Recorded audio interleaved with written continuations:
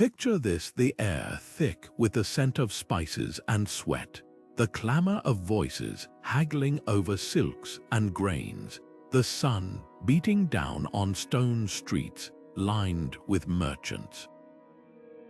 This was the heartbeat of ancient markets, where the world's goods changed hands in plain sight.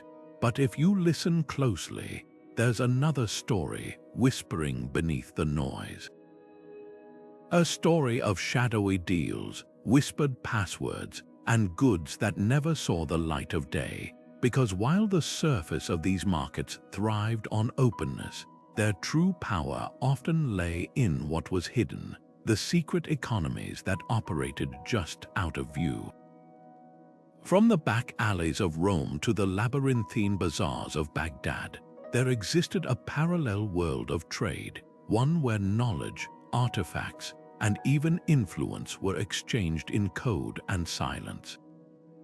Why? Because some things were too valuable, too dangerous, or too sacred to be traded openly.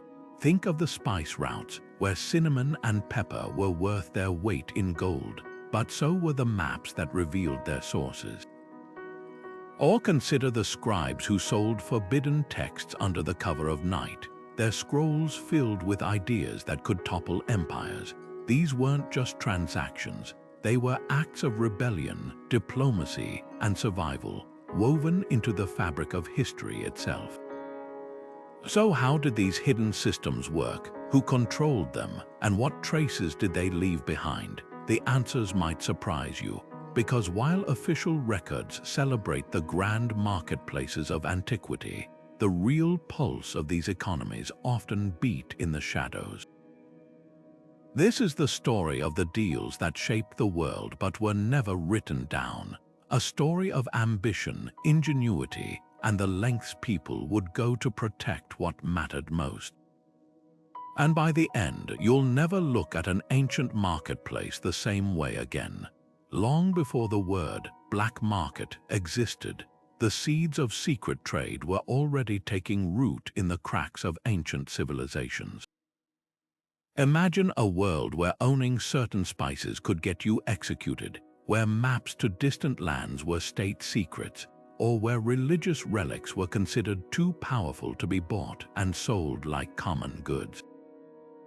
These weren't just luxury items, they were dangerous commodities, and dealing in them required cunning, trust, and a network of whispers.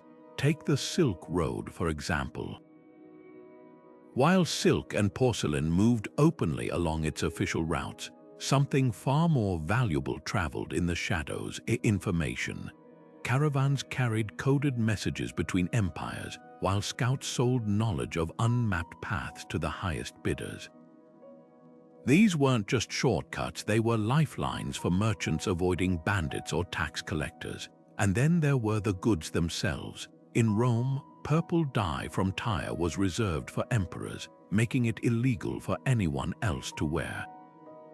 Yet underground workshops flourished, creating bootleg versions so convincing that laws were passed specifically to punish the imitation. But secrecy wasn't just about evading laws, it was about survival. During sieges, cities like Constantinople developed elaborate smuggling operations to bring in food through hidden tunnels or disguised shipments. In medieval Cairo, books banned by religious authorities changed hands in back rooms, their pages containing ideas too radical for public shelves. Even currencies went underground. In places where rulers debased coins, traders secretly weighed and exchanged them based on actual metal content rather than face value. What's fascinating is how these systems mirrored and sometimes outpaced official trade. Hidden markets had their own brokers, their own quality standards, even their own enforcement. A merchant caught selling fake gemstones in Venice's backstreets might not face the law, but he'd certainly answer to the guild of underworld dealers. These weren't chaotic bazaars, they were tightly controlled economies, just invisible to those who weren't meant to see them, and that invisibility was their greatest strength.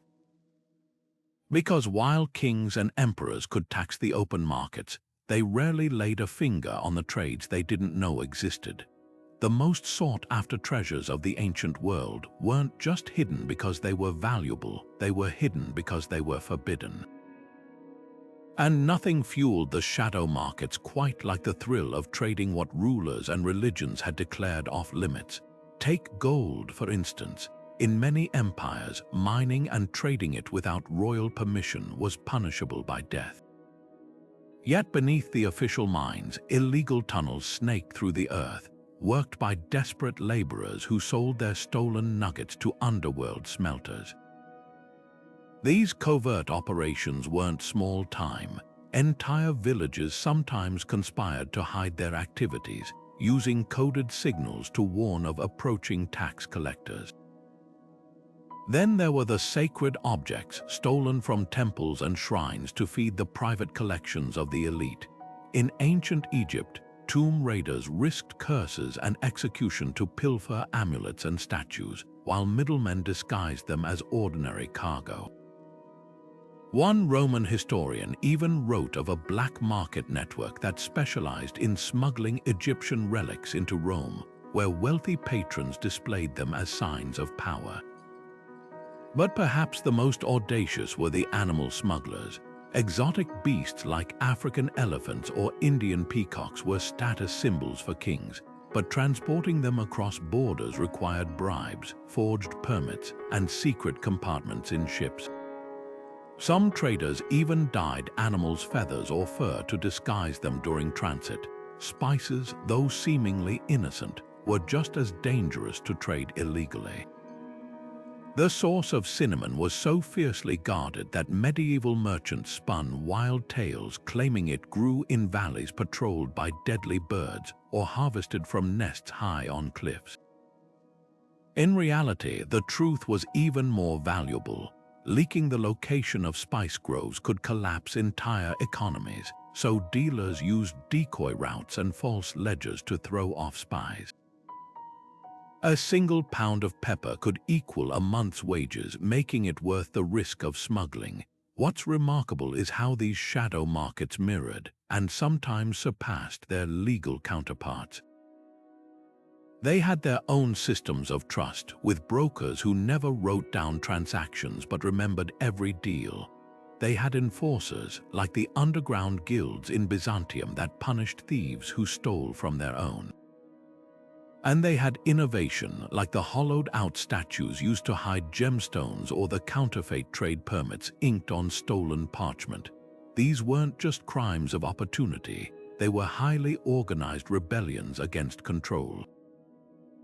Because wherever there was a law, there was someone finding a way around it, and often that someone became unimaginably rich.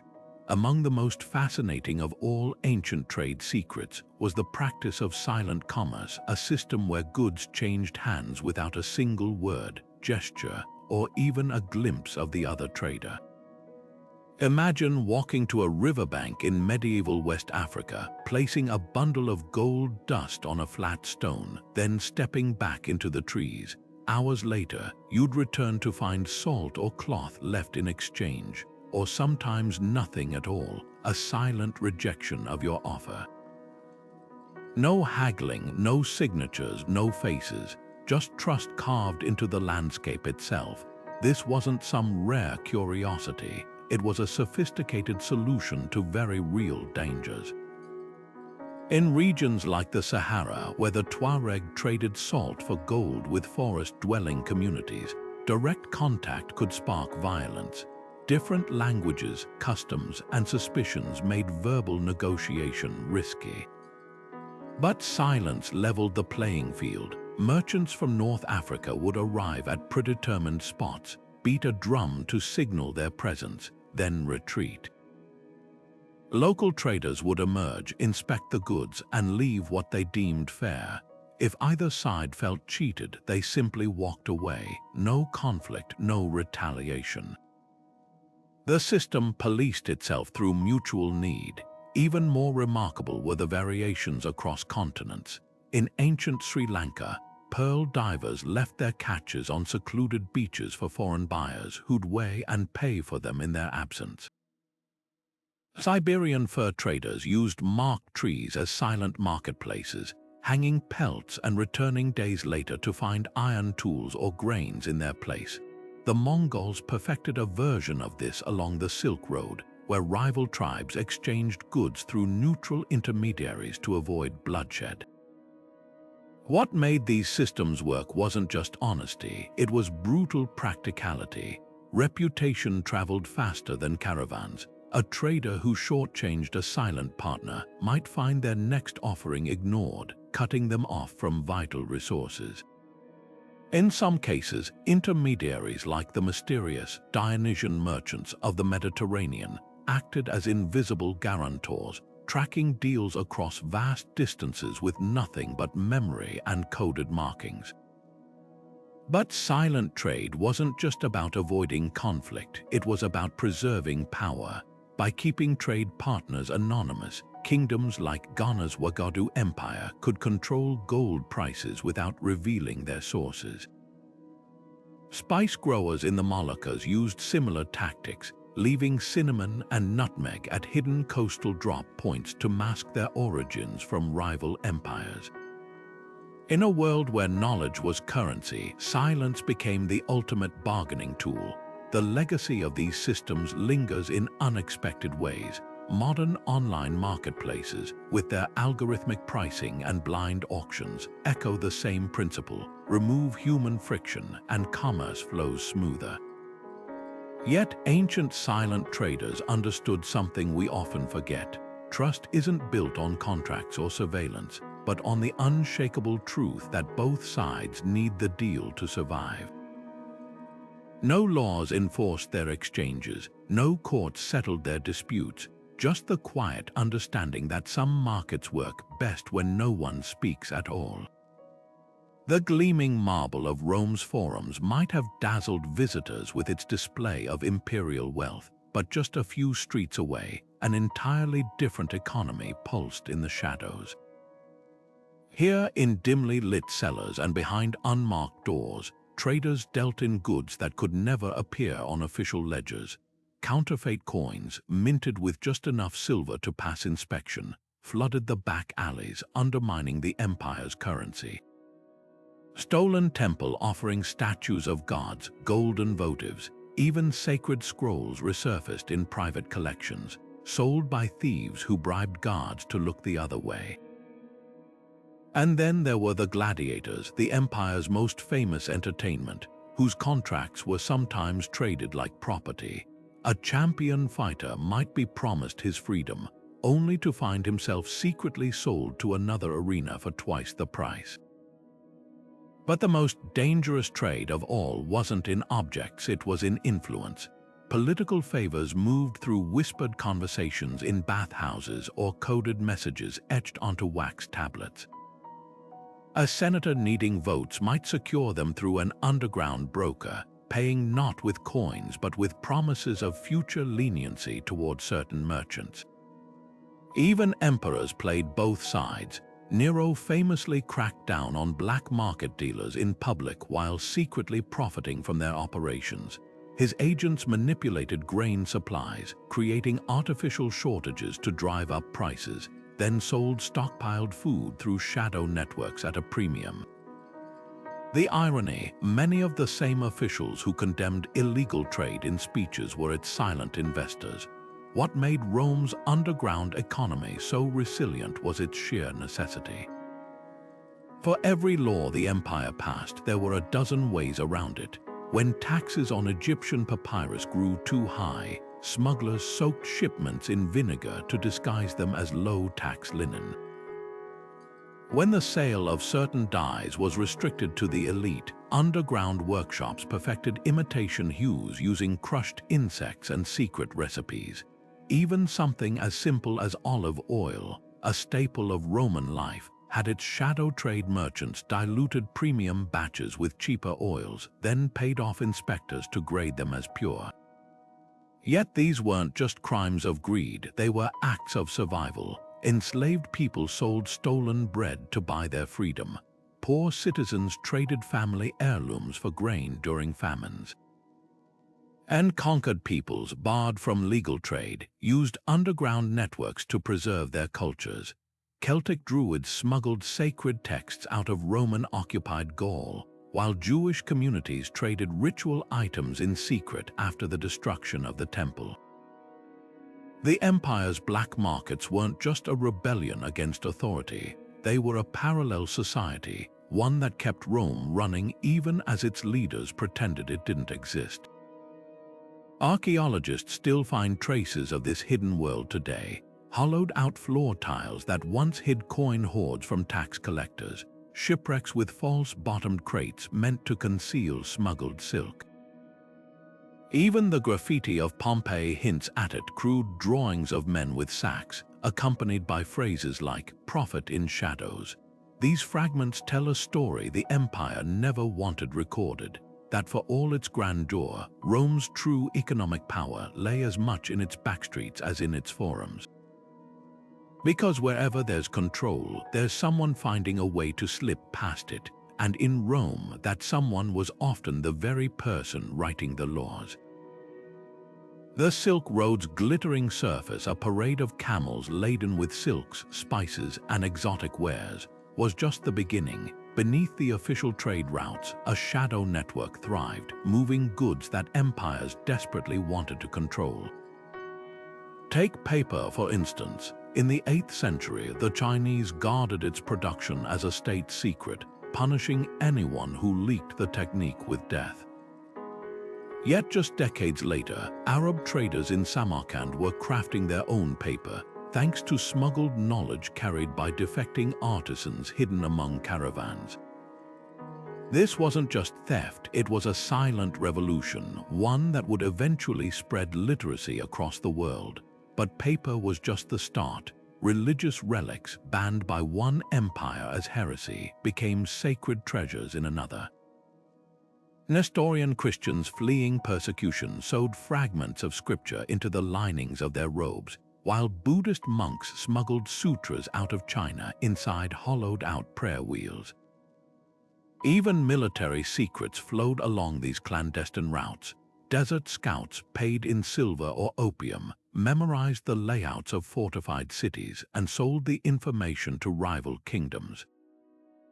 The Silk Road's greatest commodity wasn't silk, it was knowledge, and it moved fastest when no one was watching. The ingenuity of these smugglers was staggering.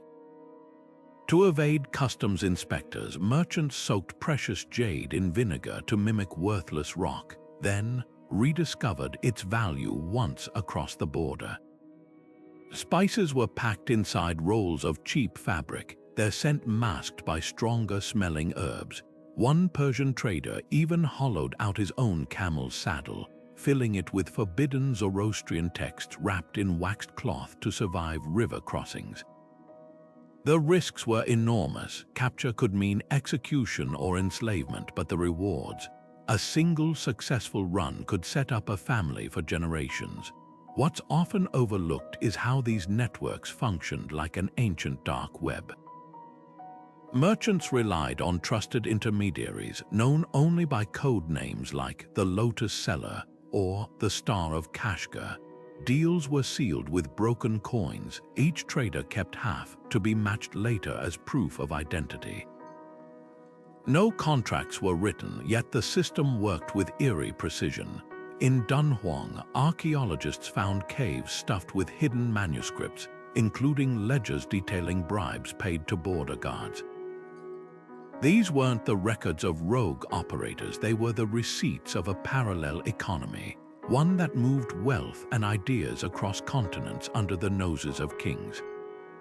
Perhaps the most enduring legacy of this underground trade was its role as a great equalizer. When the Tang dynasty banned the export of silkworms, legend says a Byzantine emperor sent 2 monks to smuggle eggs out in their bamboo walking sticks.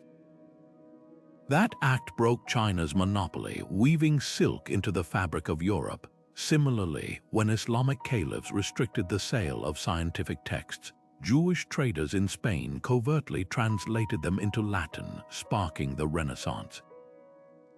The Silk Road's shadow markets didn't just defy borders, They redrew them, proving that no law could stop people from trading what they truly valued, and in doing so, they quietly shaped the modern world.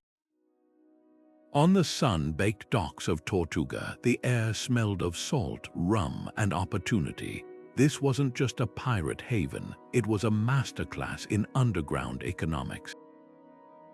While empires waged wars over trade routes, ports like these flourished by embracing the one rule that mattered: no questions asked. A Spanish galleon's stolen silk could become a French merchant's legitimate stock by morning, its origins erased with a handful of coins to the right officials. Pirates didn't just disrupt trade, they built their own. What made these shadow ports so resilient was their delicate dance with authority. Take Algiers, where Ottoman governors publicly condemned piracy while privately taking a cut of every resold prize. Local economies depended on it. Shipwrights repaired stolen vessels, taverns housed crews between raids, and markets thrived on goods too hot for legal ports. Even farmers profited, supplying food to fleets that paid in silver plundered from half a world away. This wasn't chaos, it was a finely tuned system where everyone, from the governor to the street vendor, played a role. The real genius lay in laundering plunder into respectability. A pirate captain might sell stolen sugar to a merchant who'd mix it with legally imported batches, rendering it untraceable. Artisans in Tortuga became experts at altering jewelry, melting down identifiable crests or recasting silver bars with new markings. Some ports even had adjusters who forged cargo manifests for a fee, turning a shipload of looted ivory into legitimate goods from a fictional African trader. The system was so effective that European merchants often knowingly bought stolen goods. They just pretended not to recognize their own stolen shipments when they reappeared in port. But the most surprising alliances were with religious orders. In Malta, the Knights Hospitaller, a Christian military order, secretly traded with Barbary pirates, buying back European captives while selling them arms to raid rival ships. Both sides denounced piracy in public while profiting from it in private. Even the Vatican turned a blind eye when Corsican smugglers supplied banned books to its libraries, their pages hidden beneath crates of communion wine. These ports didn't just survive, they set the blueprint for modern tax havens and grey markets. The same tricks shelled businesses, forged paperwork, strategic blindness, echo in today's offshore banking. Because the lesson of Tortuga wasn't about lawlessness, it was about leverage. When a port's survival depends on looking the other way, even kings find it convenient not to see. And in that willful blindness, an entire shadow world thrived, proving that the most powerful economies aren't always the ones written in ink. Sometimes they're written in whispers. Temples shimmered with gold and incense, their altars piled high with offerings from the faithful. But behind the sacred facade, a different kind of devotion thrived, one measured in secret ledgers and whispered deals. In ancient Mesopotamia, the Temple of Ishtar didn't just store wealth. It functioned as a shadowy financial hub, where priests loaned out sacred silver at interest rates so steep they'd make modern bankers blush. Donated grain meant to feed the poor often vanished into private storerooms, resold to line the pockets of corrupt officials. Yet this wasn't mere theft, it was a carefully orchestrated system where every missing shekel could be explained away as lost in service to the gods. Egypt's temples perfected the art of divine deception. Beneath the grand halls of Karnak, priests ran a brisk trade in counterfeit amulets. Official temple workshops produced blessed charms for the public, while underground artisans crafted near-identical versions from cheaper materials. These fakes were sold discreetly to wealthy patrons who wanted extra protection without the temple's cut. Even mummification became a black market enterprise. Embalmers smuggled out precious resins meant for pharaohs, selling them to nobles desperate for a more luxurious afterlife. When Tutankhamun's tomb was opened, archaeologists found evidence of this very scam. His burial resins had been secretly diluted with cheap substitutes. Over in Greece, the Oracle of Delphi turned prophecy into a lucrative side hustle. While pilgrims believed the Pythia's trances were divinely inspired, historians now suspect some visions were carefully staged. Wealthy patrons could pay extra for private consultations, where conveniently vague predictions about wars or trade deals just happened to align with their interests. One surviving account describes a Spartan general who donated a fortune in silver after receiving a prophecy urging him to attack Athens, a city Delphi I happened to be feuding with at the time. But perhaps the most audacious sacred scam unfolded in Rome's Temple of Saturn. As the official treasury of the empire, its vaults held the state's gold reserves. Yet during financial crises, historians recorded curious discrepancies, quantities of bullion that vanished without record, only to reappear later in the hands of senators who'd made suspiciously well-timed investments. The temple's priests claimed the gods had reclaimed the missing gold, but graffiti near the forum told a different story. Saturn's scales tip for silver, not justice. What made these temple economies so resilient was their dual nature. Every transaction could be disguised as piety. A priest selling stolen temple wine might claim it had been blessed and thus commanded a higher price. Forged relics came with elaborate backstories about divine visions or miraculous discoveries, and when scandals threatened to erupt, the accused could always retreat behind the cloak of religious privilege, daring authorities to challenge the will of the gods. Yet these shadow dealings also served an unexpected purpose. Temple networks provided loans when official banks refused, smuggled food during famines, and even funded rebellions against oppressive rulers. The very corruption that enriched a few sometimes became the lifeline for many, because in a world where gods and gold shared the same altar, faith wasn't just a matter of belief, it was the ultimate currency. And like all currencies, it flowed most freely where no one was watching too closely. The moment the first coin was minted, someone somewhere was already scheming to make a cheaper copy. Counterfeiting wasn't just a crime in ancient markets, it was an art form, one that pushed craftsmen to near-genius levels of deception. Take the Roman denarius, the empire's trusted silver coin.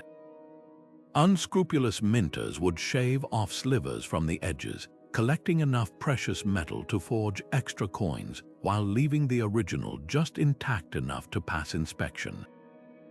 Others mixed silver with base metals like lead or copper, creating coins that glittered convincingly until you bit them and felt the softness of the impurities.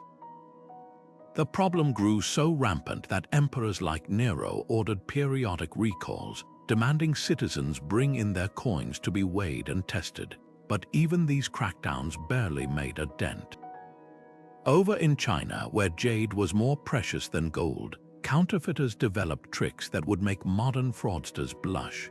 Dyed glass could mimic the stone's translucent green hues, while lower-quality nephrite was polished to resemble imperial-grade jade. Some even buried fake pieces in riverbeds to let the current wear them down, giving them the authentic, weathered look collectors prized. The Tang dynasty imposed brutal punishments. Counterfeiters caught passing off fake jade faced execution by slow slicing, yet the trade persisted. Why? Because the markup was astronomical. A well-crafted fake could sell for 10 times its cost, and middlemen were happy to play dumb if it meant a share of the profits. But it wasn't just coins and gems. Forgery touched every corner of ancient commerce. In Egypt, scribes forged land deeds on stolen papyrus, erasing old texts with vinegar and reed pens. Athenian wine merchants diluted vintages with seawater or cheap vinegar, then resealed amphorae with counterfeit wax stamps. even the famed Tyrian purple dye, reserved for royalty, had its knockoff street vendors sold garments tinted with inferior mollusk extracts, passing them off as the real thing. What's fascinating is how these scams forced governments to innovate. Rome introduced serrated coin edges to deter shaving. Chinese officials developed touchstone tests, rubbing jade against black basalt to reveal its true quality by the streak it left. Persia's markets employed seal masters, experts who could spot tampered wax stamps at a glance. Yet for every new safeguard, counterfeiters adapted. When Rome started minting coins with raised rims, forgers simply filed them down. When Egypt began watermarking papyrus, scammers bleached lower-grade sheets to mimic the effect. The most audacious part, many counterfeiters operated with near impunity. In crowded bazaars, a forger could vanish into the throng before a buyer discovered the deception. Some even had protectors, corrupt officials who took bribes to lose evidence or intimidate whistleblowers, and in cases where punishment was unavoidable, the penalties were uneven. While small-time offenders faced execution, wealthy counterfeiters often bought their way out with donations to temples or promises of future loyalty. This underground trade didn't just cheat individuals, it shook entire economies. When too many debased coins circulated, prices skyrocketed, sparking inflation that could topple regimes. Fake goods eroded trust in markets, forcing honest merchants to lower prices to compete. Yet paradoxically, counterfeiting also drove progress. The need to outsmart fraudsters led to breakthroughs in metallurgy, chemistry, and even early forms of branding. The seals and stamps we take for granted today, they were born from ancient battles between forgers and the desperate officials trying to stop them. In the end, these shadowy craftsmen proved something timeless. Where there's value, there's imitation. And where there's imitation, there's always someone willing to bet they can tell the difference right up until the moment they can't. Beneath the bustling trade hubs of the medieval world, another kind of power was at work. One that moved not in ledgers, but in blood oaths and handshake deals sealed by firelight. Among the most formidable were the Hanseatic League's merchant guilds, a network so vast it functioned as a shadow empire. Officially, they were just traders dealing in wool, timber, and herring. Unofficially, they dictated terms to kings. When a monarch tried to tax their ships too heavily, the League would simply reroute entire fleets to rival ports, starving cities of goods until rulers capitulated. Their meetings were held in locked chambers, their agreements never written down, and their punishments for leaks were brutal. A disloyal member might find his warehouses mysteriously burned or his credit lines severed across a dozen cities. This wasn't just commerce, it was economic warfare waged in silence. Then there were the assassins, a name that conjures daggers in the dark, but whose real power lay in their control of information highways. Nestled in mountain fortresses along the Silk Road, they didn't just kill, they brokered. Caravans passing through their territories paid not just in gold, but in intelligence. A Persian merchant might donate news of an approaching army. In return, his goods received safe passage while his competitors' wagons plummeted from cliffs. Their greatest weapon wasn't fear, but leverage. By the time Marco Polo encountered them, they'd perfected a system where a single whispered threat could redirect entire trade routes without a drop of blood spilled. In India, the Thuggee cult took subterfuge to chilling heights. Posing as harmless travelers, they infiltrated merchant caravans, earning trust over weeks of shared meals, only to strangle their companions once the road grew isolated. But their true genius was in logistics. They didn't just steal, they laundered. Stolen silks reappeared in markets with altered dyes, while jewels were recut by clandestine lapidaries to erase their origins. Local rulers often turned a blind eye as Thuggee operatives funneled a cut of the spoils into official coffers. The British Raj eventually crushed them, but not before their network had siphoned wealth for centuries, proving how easily commerce could twist into predation when secrecy provided cover. What united these groups wasn't just their secrecy, it was their mastery of ambiguity. The Hanseatic League's merchants wore fine robes to royal courts by day, then convened in cellars by night to fix prices. The assassins' fortresses doubled as thriving marketplaces where spies and traders rubbed shoulders. Even the thuggies' murder rituals mimicked trade customs, with coded gestures replacing receipts. These societies thrived in the grey zones, where a smuggler could become a dignitary with the right connections, and a killer might deliver a shipment as deftly as a blade. Their legacies linger in modern systems. The stock exchanges with their secret bids, the offshore trade hubs with deliberately opaque ownership, all echo the old guild's playbook. Because the lesson of these shadow traders wasn't about breaking rules, it was about rewriting them in whispers, leaving no trail but the wealth they left behind. And in that, they were perhaps the most honest merchants of all. They understood that gold has no allegiance and power flows where silence reigns. Imagine a world where a single sack of peppercorns could buy a mansion, where kings ransomed cities for chests of cloves, and where men would risk drowning, betrayal, or execution just to smuggle a handful of cinnamon bark. This wasn't fantasy, it was the reality of the medieval spice trade, an obsession so intense it sparked wars, toppled empires, and birthed shadow economies that operated in the blind spots of history. When Portugal seized control of the Malabar coast in the 16th century, they didn't just blockade ports, they posted ships with orders to sink any vessel caught carrying spices without Lisbon's approval. But for every patrol ship, there were a dozen smugglers slipping through the cracks. Some loaded tiny outriggers with pepper, riding monsoon winds too treacherous for warships to follow. Others bribed Portuguese captains themselves, who would lose cargo logs or misplace sealed crates later sold in back alleys of Goa, the most audacious trick. Hollowing out beams in legitimate trade ships, stuffing them with cinnamon, then resealing the wood with wax to fool inspectors. The real masters of this underground trade weren't European interlopers, but the Malay and Arab merchants who dominated these routes for centuries. They knew the unmapped reefs where larger ships couldn't follow, the coastal caves where goods could be transferred at night, even the seasonal winds that could carry a smuggler's dhow from Sumatra to Yemen faster than any caravel.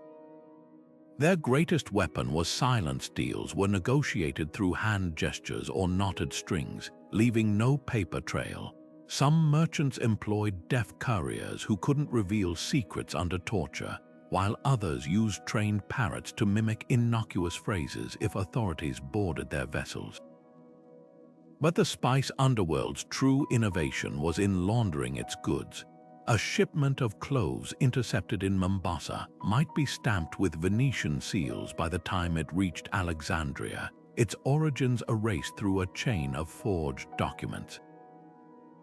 Bribed customs officials in Calicut would certify pepper as inferior grade, allowing it to be taxed lightly before being secretly mixed with premium stock.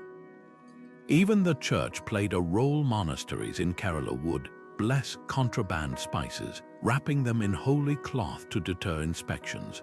What made these networks unstoppable was their sheer adaptability. When the Portuguese burned smuggling villages on Zanzibar, traders simply shifted operations to uncharted islands. When Spain cracked down on cloves in Manila, merchants rerouted through Borneo's jungle rivers, paying tribal chiefs in steel blades for safe passage. The Dutch East India Company's brutal monopolies only made the trade more creative soon. Nutmeg was being packed inside corpses being shipped for burial, while cinnamon sticks were disguised as bamboo scaffolding on legitimate cargo ships. The irony, These very spices, symbols of wealth and power, often ended up flavoring the meals of the same rulers trying to ban their trade, because no blockade could withstand human ingenuity when the stakes were this high. And in the end, the secret spice routes didn't just defy empires, they proved that no monopoly could hold when the scent of profit was on the wind. The official slave markets of antiquity were horrifying enough. Rows of men, women, and children stripped of their identities, priced like livestock under the open sun. But beneath these sanctioned auctions pulsed an even darker economy, where the rules were bent, broken, or rewritten in blood. Take the case of the Roman Empire, where enslaving fellow citizens was strictly forbidden unless you knew the loophole. Debtors could be illegally seized and sold abroad through shadowy middlemen, their paperwork falsified to list them as foreign captives. Historians uncovered one particularly chilling contract from Pompeii, where a merchant paid extra to have a slave's birth records in Capua misplaced, ensuring no one could prove his true origin. Not all covert slave trades dealt in anonymity, some thrived on exclusivity. In medieval Cairo, elite households sought out Circassian slaves from the Black Sea region, prized for their fair features. Though Islamic law technically prohibited enslaving fellow Muslims, traders forged genealogies claiming these individuals were descended from pagan ancestors, then sold them through private networks to wealthy elites. The most sought-after commanded prices rivaling prime real estate, their transactions recorded in coded ledgers that referred to them as precious ceramics or silk bundles. Even royalty participated. Ottoman sultans maintained secret slave buyers in Venice, disguising them as textile merchants to procure European concubines without sparking diplomatic incidents. But perhaps the most insidious operations targeted those already free. Along the coasts of West Africa, raiders working for both European and local powers would kidnap fishermen and farmers from protected villages, smuggling them onto ships under cover of night. These abductions violated treaties between kingdoms, but corrupt officials turned a blind eye for a cut of the profits. Some captains kept two sets of ledgers, one showing legal captives acquired through just wars, another listing the vanished, their origins scrubbed from record. The infamous Zong massacre, where British slavers threw 132 captives overboard to claim insurance, began with such illegal seizures. The ship's log claimed they were lawful prisoners of war, but court records later revealed many had been snatched from beaches near Accra. What made these shadow markets so resilient was their ability to exploit gaps in power. When Britain banned the Atlantic slave trade in 1807, Spanish smugglers simply falsified ships' manifests, labeling enslaved Africans as contract laborers bound for Cuba. In the American South, despite laws prohibiting the importation of new slaves after 1808, an estimated 50,000 were smuggled through swamps and backroads, a trade so lucrative that New Orleans developed a clandestine auction house disguised as a luxury hotel. Buyers entered through a hat shop next door, their purchases documented as servant leases. The bitterest irony, many who profited from these covert trades publicly positioned themselves as reformers. Portuguese merchants in Brazil donated to abolitionist churches while secretly financing slave ships that sailed under false flags. Arab scholars who wrote treatises against the enslavement of Muslims simultaneously invested in caravans bringing captives from the African interior. Even some underground railroad conductors in the United States were shocked to discover that certain safe houses were actually traps run by bounty hunters selling escapees back south. The legacy of these hidden trades lingers in ways we're still unraveling. Ship manifests burned to cover crimes left descendants searching for lost roots. Oral histories tell of villages that vanished overnight, their people erased from official records, And in places like Zanzibar, where the walls of old slave markets still stand, the whispers persist of deals made in back rooms, of lives reduced to numbers in ledgers that no longer exist. Because the most terrifying power of these shadow markets wasn't just their cruelty, but their ability to make entire human beings disappear from history itself. In the shadowed corridors of power where empires rose and fell on whispered truths, the trade in secrets was as carefully regulated as any spice route or gold market. Consider the Byzantine Empire's crypteia, an intelligence network so sophisticated it would make modern spy agencies blush. Their agents didn't just gather information, they weaponized it. A well-placed rumor about an enemy general's loyalty could collapse an entire campaign before a single sword was drawn. These operatives worked under identities as meticulously crafted as any merchant's ledger, posing as diplomats, monks, even traveling physicians. Their currency, not gold, but vulnerabilities, the kind that could turn allies into traitors with a few well-timed words. Across the continent, China's clandestine information trade operated with equally ruthless precision. During the Tang dynasty, imperial censors burned books deemed dangerous to the state, creating a thriving black market for forbidden knowledge. Silk scrolls containing military strategies or banned philosophical texts were smuggled in hollowed-out bamboo tubes, their contents copied and recopied by scribes working in hidden cellar scriptoria. The most sought-after commodity, maps, not just of terrain but of bureaucratic weak points, which magistrates could be bribed, which garrison commanders neglected their posts.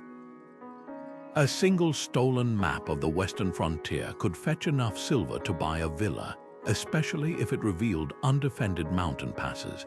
But the real masters of this shadow trade were the intermediaries, those who trafficked in secrets without ever appearing in the records. In Baghdad's bustling house of wisdom, scholars translating Greek texts into Arabic quietly copied extra manuscripts for private collectors. Venetian merchants brokering deals between crusaders and sultans conveniently misplaced sensitive letters, selling their contents to both sides. Even religious institutions played the game. Monasteries along the Silk Road became way stations for intelligence, their vow of silence making them perfect clearinghouses for sensitive information. A Nestorian monk might carry a coded message about Mongol troop movements sewn into his robe, all under the guise of pilgrimage. The stakes were unimaginably high. When the Byzantine Emperor Justinian wanted to break Persia's monopoly on silk production, he didn't send an army, he sent 2 monks. Their mission: smuggle silkworm eggs out of China in hollowed-out walking sticks. This single act of industrial espionage collapsed the Persian silk trade within decades, proving that stolen knowledge could topple economies as surely as any invasion. Similarly, when the Mongols besieged Vienna, it wasn't just their cavalry that terrified Europe, it was their spy network. Scouts posing as merchants had mapped every weak point in the city's defenses years in advance. Their reports carried across continents by relay riders faster than any official courier. What made these information networks so formidable was their deniability. A burned scroll left no evidence. A vanished courier could be explained as banditry. Even when caught, spies often walked free because the powers that needed them also feared what they might reveal under torture. In the end, these shadow traders understood something we still grapple with today. The right secret at the right moment isn't just valuable. It's unstoppable, and empires that forgot this lesson often found their walls crumbling from the inside long before the first enemy soldier reached the gates. When official coins bore the stamp of kings, rebels and outlaws minted their own. Across the ancient world, shadow economies didn't just trade in secret, they reinvented money itself. Take the cowrie shells of West Africa, small enough to conceal in a fist yet valuable enough to buy a month's worth of grain. Portuguese explorers were baffled to find these glossy white tokens circulating far inland, exchanged by merchants who'd never seen the ocean. Why? Because cowries were untraceable. Unlike royal coins that could be confiscated or taxed, shells carried no allegiance. They slipped through the fingers of empire, fueling trades that authorities never recorded. Prisoner of war camps became accidental laboratories of economic ingenuity. During the Napoleonic Wars, captured soldiers stranded in England's Dartmoor prison turned buttons into currency. A brass coat button might buy a loaf of bread smuggled past guards, while a bone button from an officer's uniform could trade for a pencil to write letters home. The system grew so sophisticated that counterfeiters emerged, filing down pewter buttons to mimic the prized brass ones. Even the prison's guards eventually recognized this makeshift economy. Some began accepting buttons as bribes to look the other way. Pirates, always masters of subterfuge, took currency manipulation to audacious heights. While the Spanish silver peso was the lifeblood of colonial trade, savvy buccaneers in Tortuga would chop the coins into 8 wedges, the original pieces of 8. These fragments could be spent incrementally in ports from Havana to Port Royal, leaving no intact coins to trace back to plundered ships.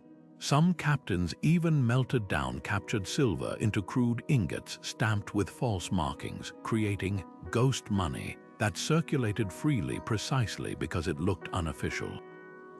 Perhaps the most ingenious system belonged to the leper colonies of medieval Europe. Shunned by society, sufferers developed a currency of carved wooden tokens, each unique to its colony, impossible to spend outside their isolated walls. These weren't just coins, they were safeguards. A token dipped in vinegar before changing hands prevented disease spread, while their distinct designs made theft pointless. In a cruel twist, the very isolation that condemned these communities also granted them something rare, a money supply completely free from outside control. Even religion inspired clandestine currencies. Early Christians in Rome used ceramic fragments marked with fish symbols to secretly pay for safe houses, knowing pagan authorities would dismiss them as broken pottery. Jewish communities during the Spanish Inquisition traded in knotted silk threads, their colors and lengths encoding values that could be quickly destroyed if discovered. What united these systems was more than necessity, it was defiance. Every shell, button, and fragment whispered the same truth: where power controls money, inventing your own is the ultimate act of rebellion. And in the cracks between empires, these forgotten currencies didn't just facilitate trade, they kept entire worlds alive. While official histories celebrated kings and merchants, the shadow economies of the ancient world thrived on the ingenuity of those society often ignored women. In the back alleys of Mesopotamia, where the Code of Hammurabi strictly regulated alcohol sales, it was women who kept the forbidden trade alive. Brewing beer in hidden courtyards and smuggling it in water jars, they turned domestic spaces into covert distilleries. When authorities raided taverns run by men, these underground brewers simply moved operations to their homes, using the assumption that women wouldn't engage in such vulgar trades as cover. Their customers, everyone from thirsty laborers to temple priests, all willing to pay a premium for untaxed ale. Byzantium's silk trade revealed another clever adaptation. Imperial law restricted purple silk production to state workshops, punishing unauthorized weavers with severed hands. Yet in the homes of Syrian and Greek women, looms hummed in secret. Some unraveled scraps of official silk to spin new threads, while others bribed guards to lose shipments of raw material. The most daring operated through convents, where nuns, considered above suspicion, wove illicit fabrics under the guise of making ecclesiastical vestments. These clandestine workshops didn't just challenge the empire's monopoly, they created a parallel fashion industry. where nobility secretly commissioned daring designs the court would never approve. Then there were the women who didn't just participate in underground trade, they dominated it. Qing Shi, the Cantonese pirate queen, commanded over 80,000 sailors and a fleet larger than most navies. Starting as a brothel worker, she married a feared corsair and, upon his death, seized control of his empire. Under her rule, the Red Flag Fleet became a model of organized crime, with strict codes governing loot distribution and punishing indiscipline.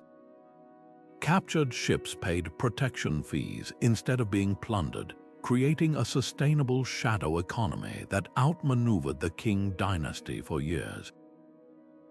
Even after negotiating her retirement, she left with full amnesty and kept her wealth, a feat no male pirate of her era achieved.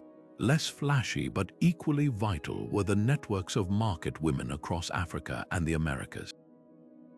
In Aztec cities, where state-controlled Pochteka merchants dominated long-distance trade, women ran the underground markets for banned goods like cacao and feathers reserved for nobility. They hid contraband in baskets of corn or used children as lookouts, their roles as mothers providing perfect camouflage. Similarly, West African market queens controlled the distribution of smuggled salt and gold along the Niger River, leveraging their kinship ties to move goods across borders without attracting the suspicion male traders might. What united these women wasn't just circumstance, it was strategy. They turned societal underestimation into armor, using their prescribed roles as wives, nuns, or vendors to mask operations. A pregnant woman could smuggle gems in a false belly, while a grandmother's medicine bag might conceal precious spices. Even the language of female propriety became code. In Renaissance Venice, a particularly devout widow might signal she had black market Venetian glass for sale. Their legacies challenged the stereotype of ancient black markets as male-dominated realms. From the alewives of Babylon to the shadow weavers of Constantinople, women didn't just survive these hidden economies, they shaped them. And in doing so, they proved that sometimes the most powerful deals weren't struck in boardrooms or battlefields, but in the spaces everyone else overlooked. In the dim-lit temples of ancient Thebes, priests prepared a sacred brew that could make men see gods. This wasn't mere ceremony, it was chemistry. Blue water lilies steeped in wine released alkaloids that induced visions, allowing worshippers to commune with deities. Yet these same elixirs, carefully guarded by temple walls, flowed into back alleys where enterprising dealers diluted them for street sales. The trade in altered states is as old as civilization itself, and its shadows stretch far beyond religious rites. Consider the opium trade of classical Greece. While physicians like Galen praised its pain-relieving properties, acquiring it required navigating a murky underground. Persian merchants smuggled raw opium resin inside hollow statues of Asclepius, the god of healing, exploiting the sanctity of religious cargo to avoid inspections. Wealthy Athenians paid exorbitant sums for tiny vials, while unscrupulous dealers cut their supplies with crushed poppy stems to stretch profits. The result? A thriving black market where the line between medicine and addiction blurred, a dilemma hauntingly familiar today. Islamic Golden Age caliphates presented a striking paradox. Though the Quran forbade alcohol, demand for wine never vanished. In 9th century Baghdad, ingenious vintners operated hidden cellars beneath bathhouses, using the steam's constant humidity to mask the scent of fermentation. Discreet couriers delivered clay jugs wrapped in lamb's wool to elite clients, their invoices coded as rose syrup or date extract. Some dealers even exploited a legal loophole: date wine wasn't technically grape wine, sparking theological debates while their businesses flourished. The caliph's own guards often turned a blind eye, their palms greased with silver dirhams. The New World had its own clandestine pharmacopoeia. Aztec tlachiqueros, professional brewers of pulque, a fermented agave drink, faced execution if caught selling to commoners. Yet underground pulquerias thrived, their locations signaled by discreet flower arrangements. More daring traders smuggled hallucinogenic mushrooms from Oaxaca to Tenochtitlan, hiding them in shipments of dried chilies. When Spanish conquistadors arrived, they were shocked to find indigenous merchants trading cacao beans laced with psychotropic herbs, an ancient precursor to laced edibles. What's revelatory isn't just the existence of these trades, but their sophistication. Roman dealers stamped counterfeit, medicinal seals on opium flasks to justify possession. Chinese apothecaries during the Tang dynasty kept dual ledgers, one listing legal herbs, another detailing shipments of banned cannabis resin disguised as roofing tar. Even enforcement strategies mirrored modern struggles. When Umayyad officials raided a suspected wine cellar in Cordoba, they found the vats cleverly connected to the public water system, allowing operators to drain evidence with a single pulled plug. These networks didn't just challenge authority, they exposed its contradictions. Egyptian pharaohs outlawed blue lily use among peasants while stockpiling it for royal ceremonies. Byzantine emperors condemned opium addiction yet taxed its regulated sales. And just like today, the harshest punishments fell not on elite users, but on the small-time dealers. A papyrus from Thebes recounts the trial of a farmer sentenced to hard labor for selling lotus extract, while the nobleman who bought it received a fine equivalent to a week's wine budget. Parallels to modern drug debates are uncanny. Arguments about medical benefits versus addiction, the futility of prohibition, even the racial biases in enforcement, all have roots in these ancient shadow markets. Perhaps that's their greatest lesson. When it comes to mind-altering substances, humanity has always been walking a tightrope between craving and control. And for every law written in stone, there's always someone brewing an answer in the shadows. The moment rulers first demanded a share of their subjects' wealth, ingenious minds began dreaming up ways to keep it for themselves. In ancient Rome, where tax collectors prowled the ports, merchants became masters of creative accounting. A ship arriving from Alexandria might declare only half its cargo of Egyptian grain, with the rest mysteriously lost at sea in ledgers only to reappear later in a discreet warehouse sale.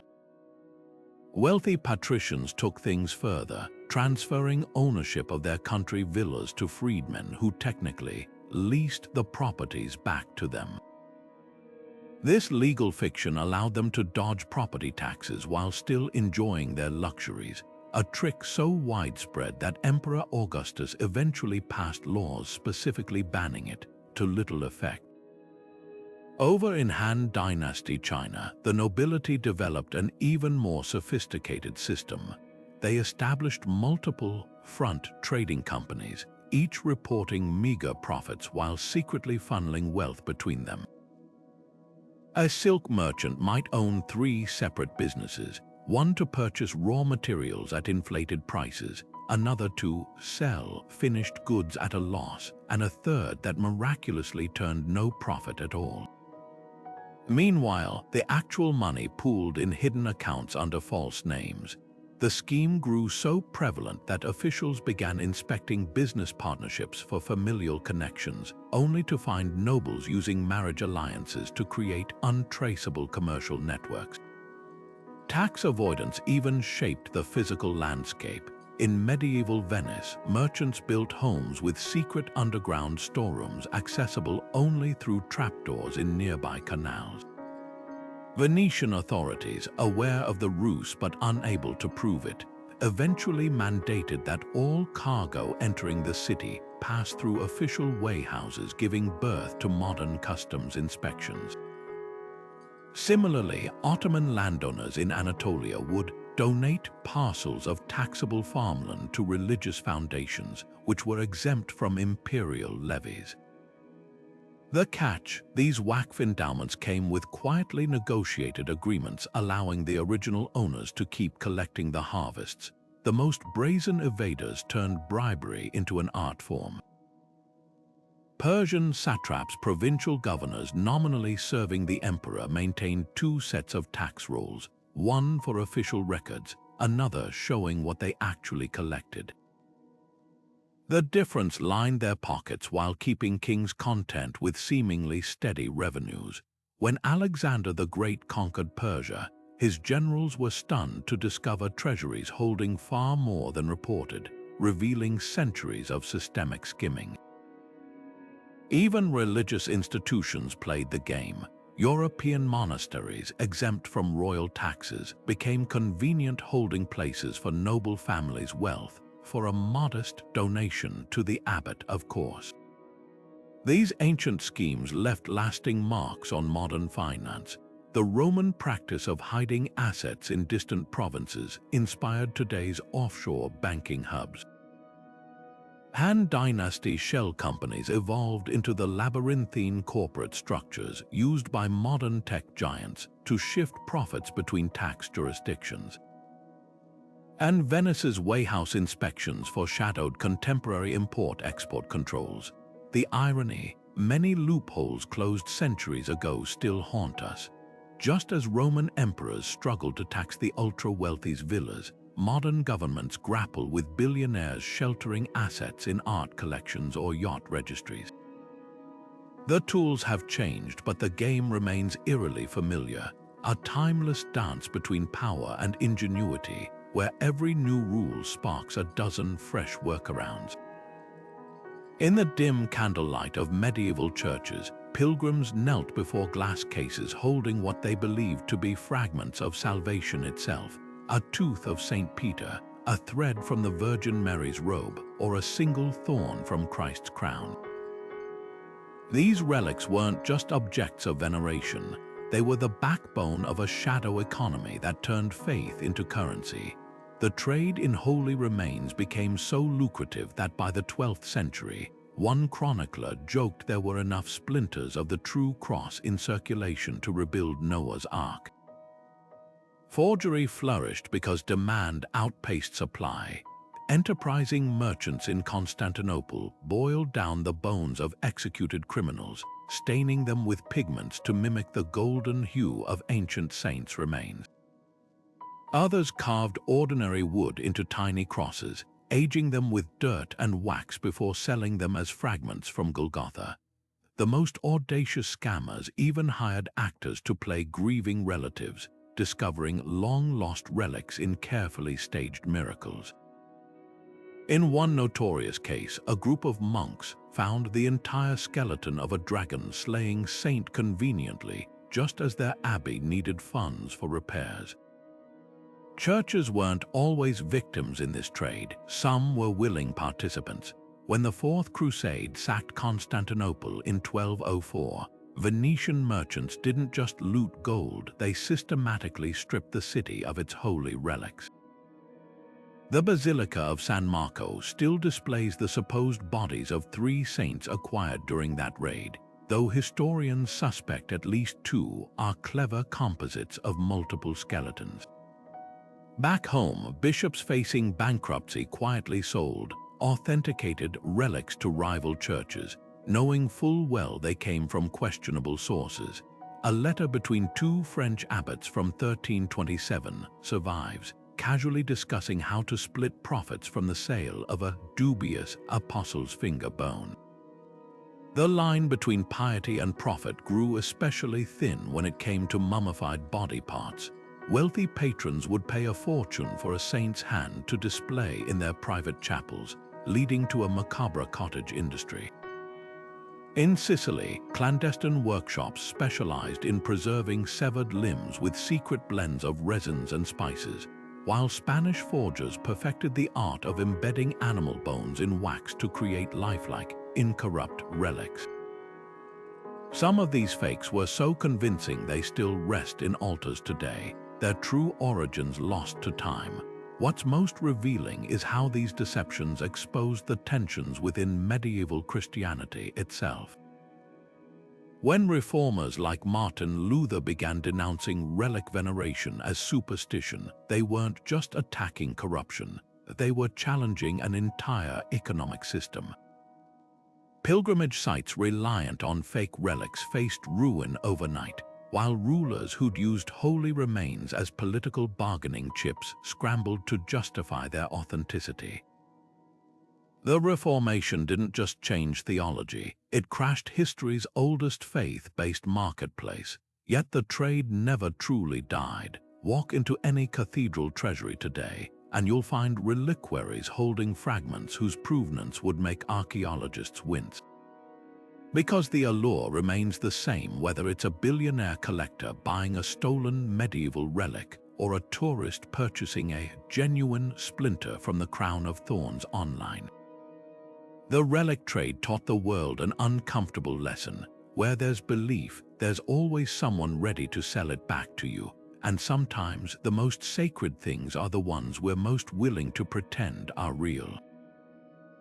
Behind every great empire's public arsenal lay a shadow network of blacksmiths, traders, and mercenaries who knew that the right weapon in the wrong hands could topple kings.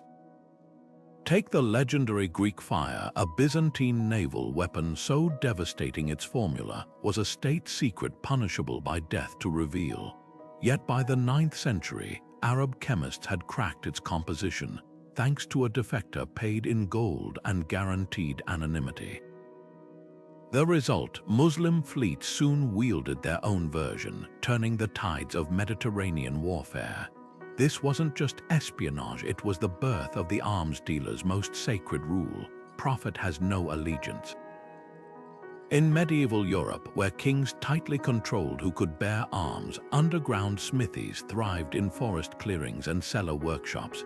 These craftsmen produced unmarked blades, ghost swords, with no maker's seal to trace.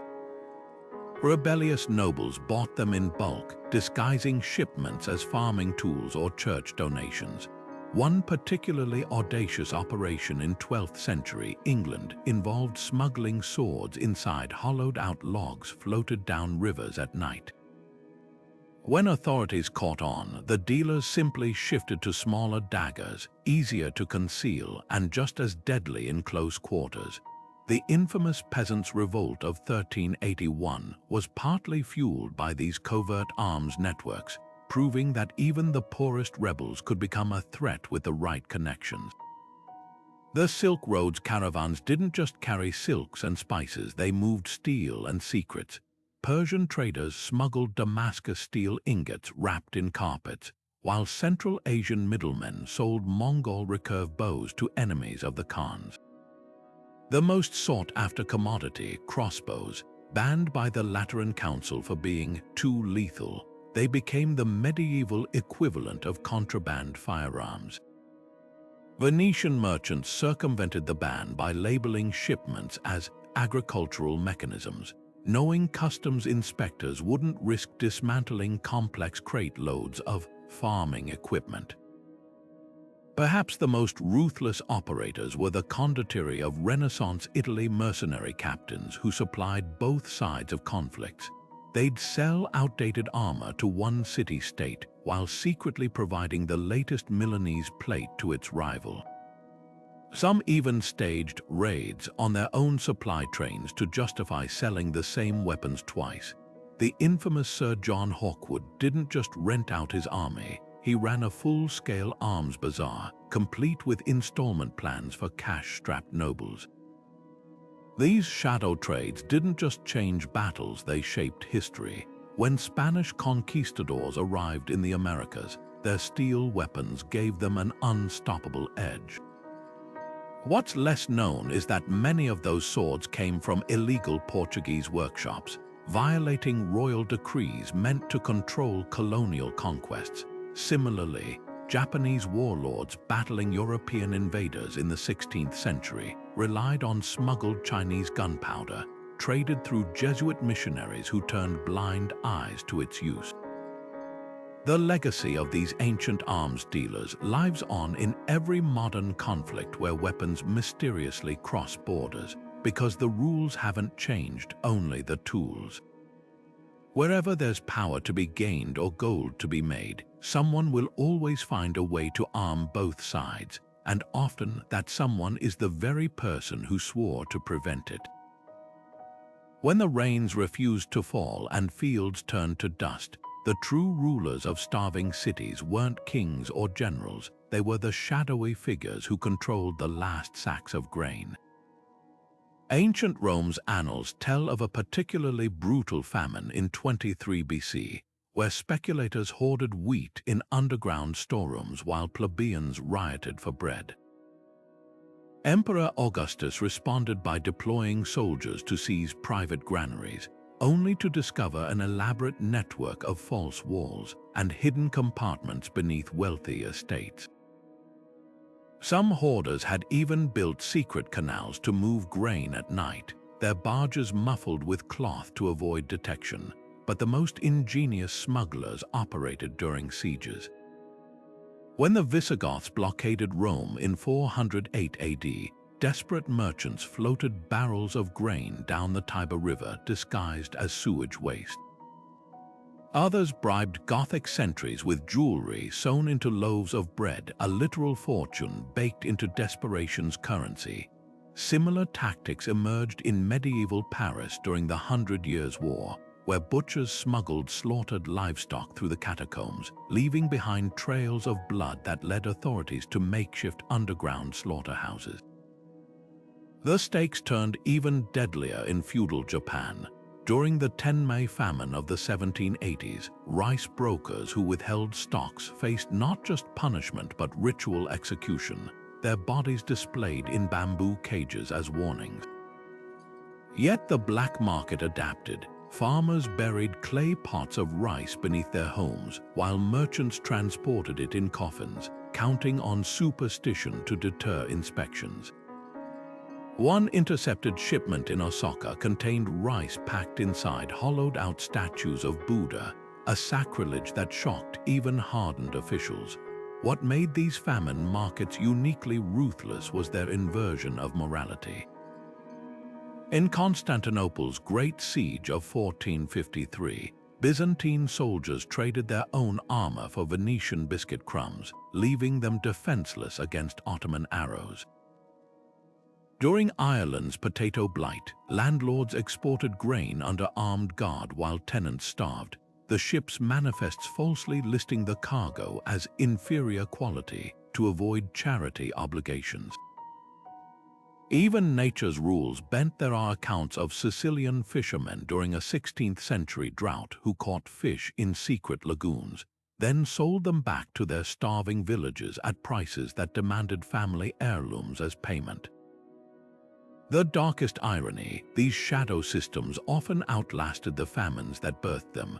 The grain tunnels beneath Rome became smuggling routes for everything from stolen art to forbidden texts. Japan's rice burial techniques evolved into sophisticated banking systems where peasants hid gold from samurai tax collectors. And in every case, the lesson was the same. When survival hangs in the balance, laws become suggestions, and the line between hero and criminal blurs with every empty stomach. Because hunger doesn't negotiate, it only obeys those who control the next meal. The wealthy elites of ancient Rome didn't just collect art, they craved the illusion of legacy. And where there was demand, forgers were all too happy to supply it. Take the notorious case of a 1st century Athenian sculptor who soaked his marble statues in vinegar for weeks, then buried them in dung to accelerate aging. When unearthed, the pitted surfaces and weathered edges fooled even seasoned collectors, who proudly displayed them as newly discovered classical masterpieces. This wasn't just trickery, it was performance art, complete with elaborate backstories about lost shipwrecks or forgotten temple vaults. Painters operated with even more audacity. In Renaissance Florence, workshops mass-produced Botticellis for gullible tourists, using period pigments and cracked varnish to mimic age.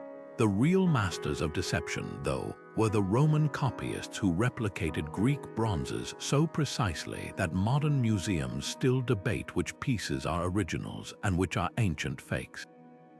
One infamous statue of a discus thrower, long celebrated as a Greek treasure, was later revealed to be a near-flawless Roman replica, proof that forgery isn't a modern crime, but an ancient tradition. The most sophisticated scams blurred the line between homage and fraud. Wealthy patrons in Ming Dynasty China would commission skilled artists to recreate Song Dynasty landscapes, then artificially age the scrolls with tea stains and controlled mold growth. These weren't sold as originals, at least not by the artists. Middlemen would later discover them in antique shops, spinning tales of forgotten imperial collections. The practice grew so widespread that connoisseurs began examining not just brushstrokes, but the very silk threads of the mounting scrolls for signs of tampering. What's striking is how often the forgers outsmarted the experts. In 18th century Naples, a ceramics forger named Giuseppe Passeri cracked the secret of ancient Roman red glaze, a technique lost for centuries. His fakes were so convincing they infiltrated museum collections across Europe, only detected centuries later by chemical analysis. Similarly, medieval monks in Constantinople perfected the art of aging parchment, creating new copies of ancient texts that they sold to Crusader nobles as sacred relics. Some even included intentional errors, misspelled words, or inverted illustrations to mimic the human mistakes of genuine scribes, the darkest irony. Many forgeries became valuable in their own right. A counterfeit Roman bust commissioned by a Medici cardinal in the 16th century might not be ancient, but as a Renaissance-era fake, it's now prized by collectors. The very vanity that fueled these scams also preserved them, turning deception into historical curiosity. Because in the end, the art underworld wasn't just about money. It was about the timeless human desire to own a piece of beauty, even if that beauty was built on lies. And sometimes the most revealing artifacts aren't the genuine masterpieces, but the forgeries that fooled the world. The roar of a caged tiger echoed through Rome's backstreets long before it ever reached the Colosseum sands. Exotic animals weren't just trophies for emperors, they were status symbols, political tools, and sometimes even weapons, creating a shadow trade where the most dangerous deals involved living cargo. When the Roman general Pompey wanted to impress the masses, he didn't just parade elephants through the streets, he sourced them through a network of Phoenician middlemen who bribed North African tribes to capture juveniles, then smuggled them aboard reinforced ships labeled as construction materials. The paperwork forged, of course. Customs inspectors were paid to miss the muffled trumpeting coming from below deck, but elephants were just the beginning. The giraffe that stunned Rome in 46 BC, a creature so strange many believed it was stitched together from different animals, arrived through layers of deception. Egyptian traders, exploiting a loophole that exempted gifts to Caesar from import taxes, disguised the shipment as a diplomatic offering. In reality, Ptolemy Roman XII had purchased it from Somali hunters using gold funneled through Cypriot merchants to obscure the trail. The giraffe's journey involved midnight transfers between ships, falsified feeding logs to hide its presence, and a team of handlers paid triple wages for their silence. Predators posed even greater challenges. Leopards bound for imperial games were often drugged with opium-laced meat to keep them docile during transport, while tigers from Persia traveled in iron cages hidden beneath piles of carpets. One surviving bill of sale from Antioch reveals a particularly creative workaround: a shipment of large hunting dogs that coincidentally matched the weight and appetite of Bengal tigers. The real scandal: many animals never made it to the arena.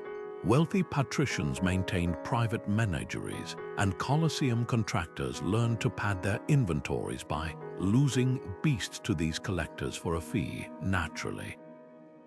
The trade's darkest secrets involved not just smuggling, but sabotage.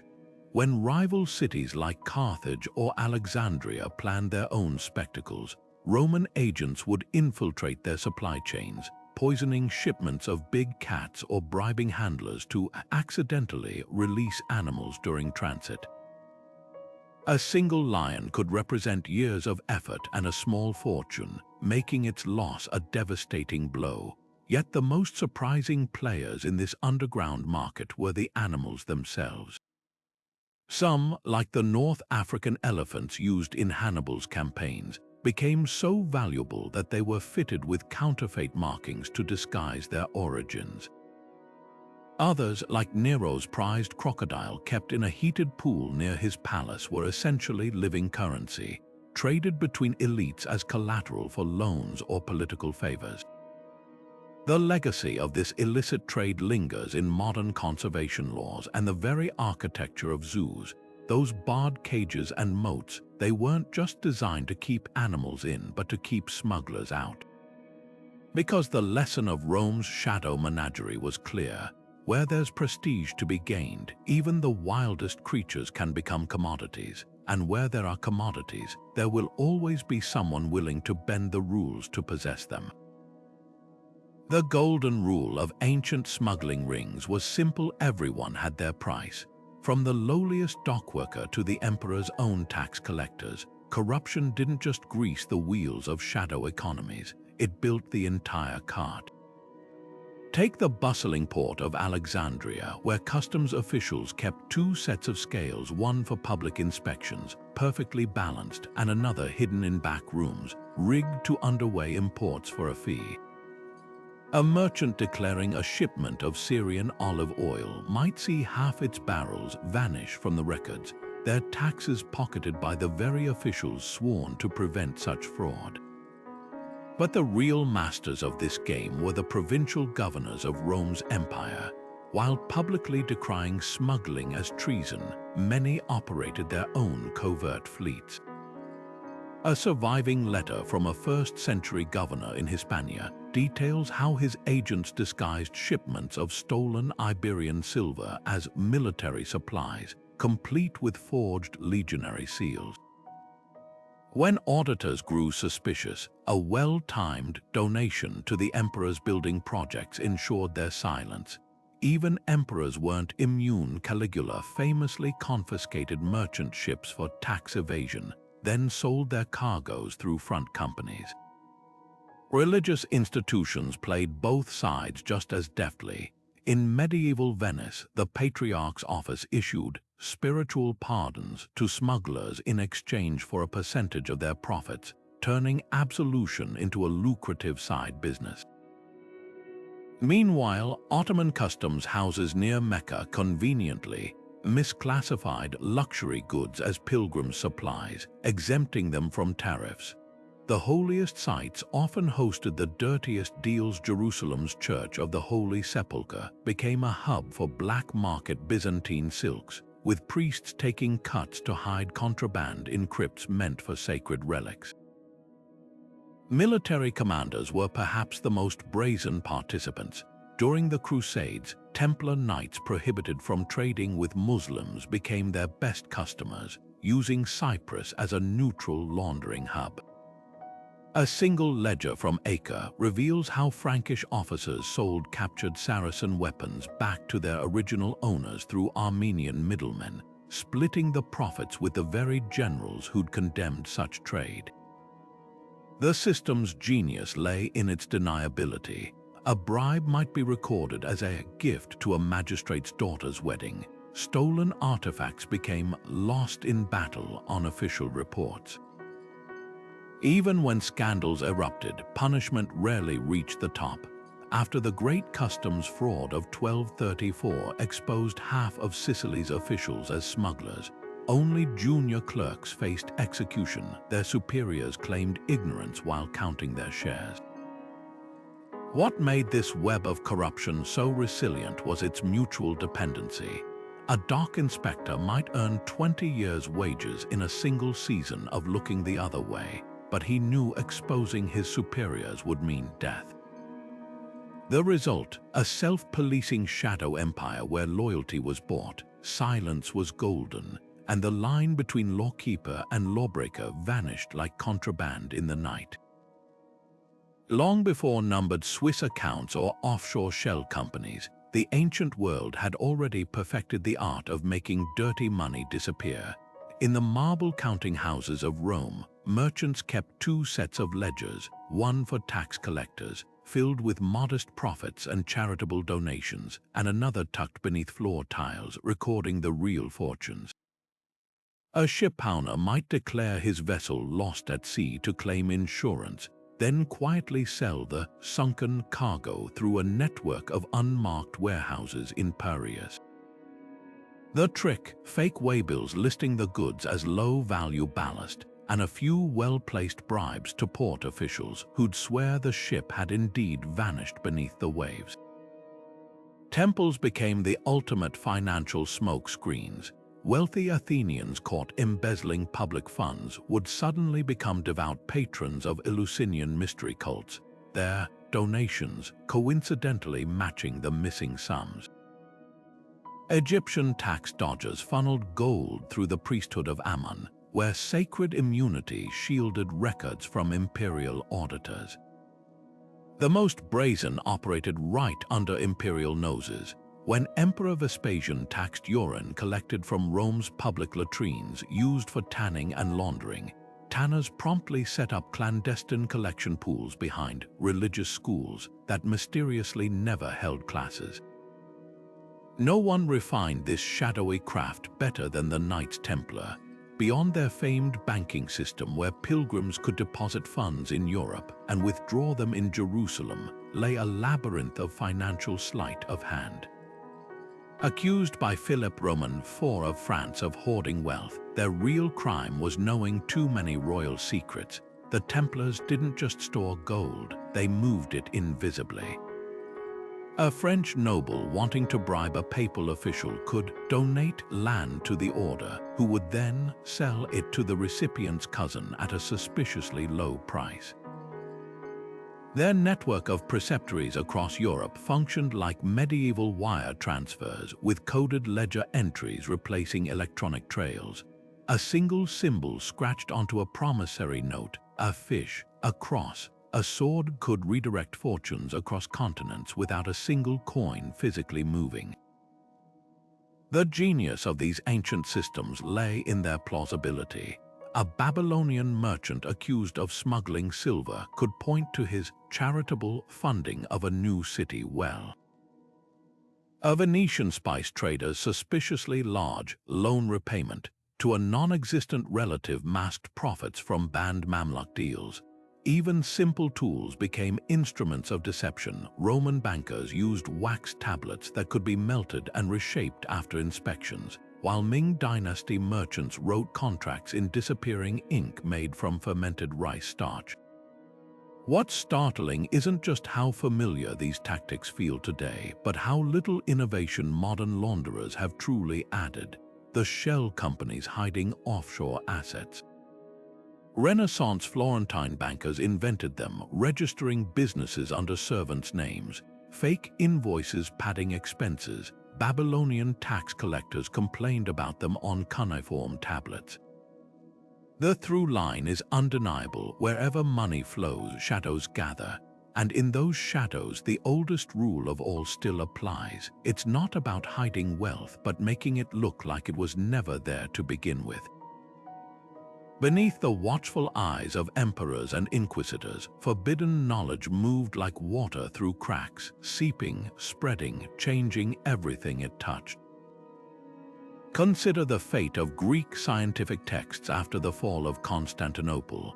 As Ottoman forces stormed the city in 1453, scholars didn't just flee with their lives, they smuggled out manuscripts, stitching pages into the linings of coats or hollowing out loaves of bread to hide Aristotle's works. These weren't just books, they were intellectual contraband, carrying ideas about democracy, astronomy, and medicine that would ignite the Renaissance. The very knowledge rulers had tried to suppress became the fuel for Europe's rebirth, proving that censorship could never truly extinguish a revolutionary thought. Medical breakthroughs often traveled the same shadowy paths. In medieval Islamic Spain, where Christian and Muslim rulers alternately banned each other's healing practices, underground networks of Jewish physicians kept knowledge alive. They transcribed Arabic medical texts into Hebrew, then into Latin, smuggling them to monasteries where monks officially forbidden from practicing medicine quietly used them to treat plague victims. One such text, Ibn Sina's Canon of Medicine, became Europe's standard medical reference for centuries, its journey from banned book to bedside manual a testament to smuggling's unexpected gifts. Art thrived in Prohibition's shadow too. When the Catholic Church forbade depictions of nude figures, Renaissance artists like Michelangelo didn't stop sculpting, they just moved their workshops. His famous Dying Slave was originally commissioned for a pope's tomb, but its sensual realism made it too dangerous to display. Instead, it circulated among collectors in secret, inspiring generations of artists who saw in its forbidden curves the very essence of human expression. Over in Edo-era Japan, where shoguns banned Western art techniques, Dutch traders smuggled anatomy textbooks to local painters.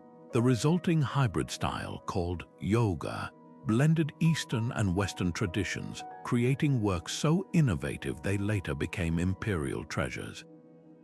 Even cuisine evolved through illicit exchange. When Spanish authorities tried to monopolize chocolate, reserving it for nobility, Mexican nuns devised an ingenious workaround. They sweetened the bitter drink with cane sugar, then sold it to the public as medicinal syrup through convent pharmacies.